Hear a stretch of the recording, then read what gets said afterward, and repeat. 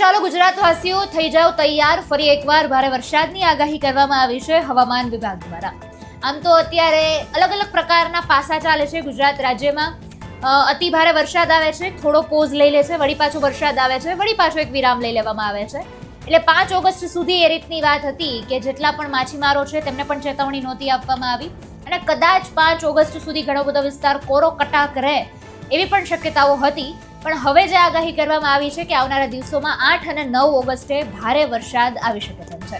કયા વિસ્તારને લઈને, કયા જિલ્લાને લઈને આગાહી કરવામાં આવી છે, કઈ સિસ્ટમ સક્રિય બની છે, વિગતે ચર્ચા કરીએ આજના ઇવેન્ટમાં। નમસ્કાર, આપની સાથે હું આકાંક્ષા, તમે જોઈ રહ્યા છો રાજકોટ।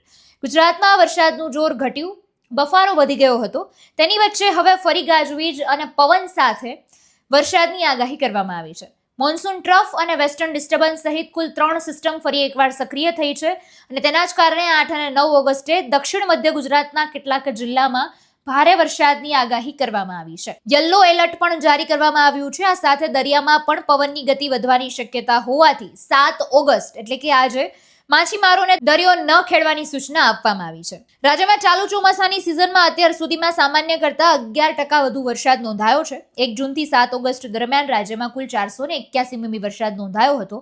આ સમયગાળા દરમિયાન 433 મીમી વરસાદ થવો જોઈતો હતો। સૌરાષ્ટ્ર અને કચ્છમાં સામાન્ય કરતાં 15% ઓછો વરસાદ જોવા મળ્યો છે।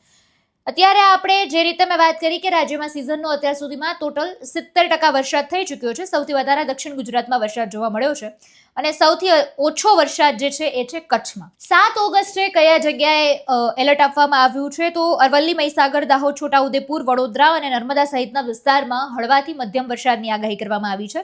8 ઓગસ્ટે સાબરકાંઠા અને અરવલ્લીમાં ભારે વરસાદનું યલો એલર્ટ આપવામાં આવ્યું છે। ત્યારબાદ 9 ઓગસ્ટે ઉત્તર ગુજરાતના બનાસકાંઠા, વાવ, થરાદ, સાબરકાંઠા અને અરવલ્લી જિલ્લામાં ભારે વરસાદની આગાહી કરવામાં આવી છે અને યલો એલર્ટ યથાવત રહેવાનું છે। આગામી દિવસોમાં 30 થી 40 કિલોમીટરની પ્રતિ કલાકની ઝડપે દક્ષિણ પશ્ચિમનો પવન પણ ફૂંકાઈ શકે તેમ છે। એટલે અત્યારે આ રીતે આગાહી કરવામાં આવી છે। ખાસ દક્ષિણ ગુજરાતના મોટાભાગના જિલ્લા અને મધ્ય ગુજરાતના અમુક જિલ્લા આમાં યલો એલર્ટ આપવામાં આવ્યું છે। એટલે 8 અને 9 ઓગસ્ટ ફરીથી ભારે વરસાદનો એક રાઉન્ડ ગુજરાતમાં જોવા મળવાનો છે। નમસ્કાર।